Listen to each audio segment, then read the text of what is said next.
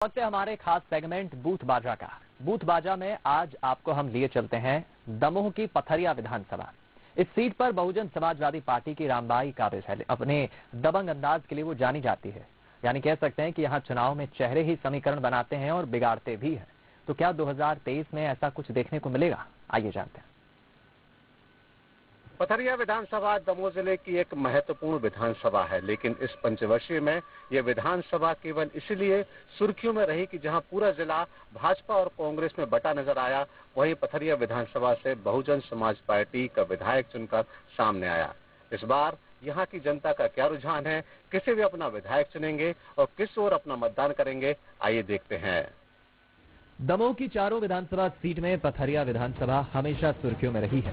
ये सीट उस वक्त चर्चा में आई जब 2018 में ठेठ बुंदेलखंडी अंदाज और दबंग रामबाई ने बहुजन समाज पार्टी से जीत दर्ज की। रामबाई ने बीजेपी के विधायक लखन पटेल को करीब 2300 मतों से हराकर सीट पर कब्जा किया और इसके बाद रामबाई के अंदाज ने इस सीट को सुर्खियों में रखा है। रामबाई फिर से तैयारी में जुटी है और दावा क्या है, आइए उनसे ही जानते हैं। चुनाव तो मेरा फाइनल है कि मैं चुनाव लड़ूंगी। और रही मतलब योजना की, तो जो योजना के तहत चुनाव लड़े जाते हैं वही योजना है मेरी।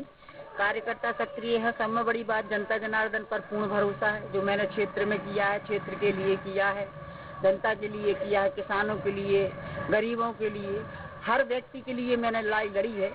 तो मुझे उस पर जनता की पर पूर्ण भरोसा है। तो पथरिया से मैं चुनाव 2023 में लड़ूंगी और मुझे पूरा भरोसा है और दावे के साथ मैं कह सकती हूँ फिर से मैं ही जीतूंगी। ये वही विधानसभा है जहां बीजेपी के कद्दावर नेता रामकृष्ण कुसमरिया प्रतिनिधित्व करते थे। रामकृष्ण कुसमरिया मंत्री भी रहे हैं और बीजेपी की हार में उनकी बगावत को एक बड़ी वजह माना जा सकता है। लेकिन पिछली हार से सबक लेते हुए बीजेपी एक बार फिर नई रणनीति के साथ मैदान में उतरने की तैयारी कर रही है। निश्चित ही पथरिया विधानसभा में भारतीय जनता पार्टी जीतती आई है। कुछ कारणों से 2018 में हम पीछे रह गए थे, तो उन कारणों को जानते हुए और भारतीय जनता पार्टी उन विषयों पर काम कर रही है और निश्चित ही जो 2023 में चुनाव होंगे उसमें भारतीय जनता पार्टी पूर्ण बहुमत के साथ पथरिया विधानसभा में भारतीय जनता पार्टी का विधायक होगा। पिछले चुनाव में तीसरे नंबर पर रही कांग्रेस भी इस बार दमखम के साथ लड़ाई लड़ने के मूड में है।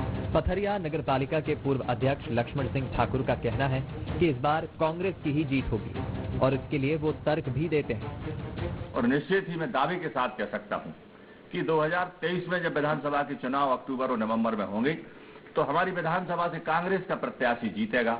आज लोगों ने मन बना लिया है कि हमें अब कांग्रेस का प्रत्याशी चाहिए और सरकार भी हमारी बनने जा रही है। हमारी सरकार बनेगी, हमारा यहाँ का विधायक रहेगा। निश्चित ही हम विकास करेंगे, लोगों की समस्याओं को हल करने का। अब वक्त जनता दरबार में जाने का है और जनता से ही समझते हैं कि विधानसभा के विकास से वो कितने खुश हैं। उन्हीं से यहाँ के विकास की कहानी को समझने की कोशिश करते हैं।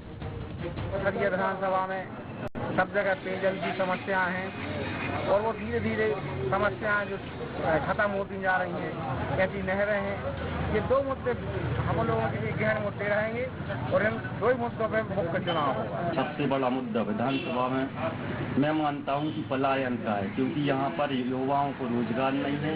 इस कारण से दूसरे बाहर बड़े शहरों में यहाँ के युवा पलायन करके जाते हैं। बीते चुनाव में जरूरत से ज्यादा प्रत्याशियों की संख्या एक बड़े उलटफेर का कारण बनी थी।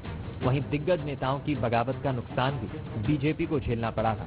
लेकिन साल बदलते हैं तो समीकरण भी बदल जाते हैं। ऐसे में 2023 का चुनाव दिलचस्प होगा और इस पर पूरे प्रदेश की निगाहें होंगी। इस बार भी पथरिया विधानसभा सुर्खियों में बनी रहेगी, क्योंकि वर्तमान विधायक बहुजन समाज पार्टी से रामबाई पूरी जोर शोर से तैयारी में जुटी हैं। वहीं कांग्रेस और बीजेपी भी दमखम के साथ चुनावी मैदान में उतरेगी। कुल मिलाकर ये कहा जा सकता है कि यहाँ पर एक बार फिर त्रिकोणीय संघर्ष देखने को मिलेगा। मनीष सोनी, बंसल न्यूज, दमोह। और चलिए अब पथरिया के सीट का सियासी इतिहास भी जान लेते हैं। दमोह जिले की अहम विधानसभा सीट है पथरिया, जहां 2018 में बहुजन समाज पार्टी की रामबाई ने यहां से जीत दर्ज की और काफी सुर्खियों में आई। अपने बयानों को लेकर सुर्खियों में रहती रामबाई। अपने अलग अंदाज के लिए, अपने बयानों के लिए सुर्खियों में रहती है रामबाई। विधानसभा में 2 लाख से ज्यादा मतदाता हैं। बीजेपी के डॉक्टर रामकृष्ण सुखरिया भी यहां से विधायक रह चुके हैं। 2018 में उन्होंने पार्टी से बगावत की थी।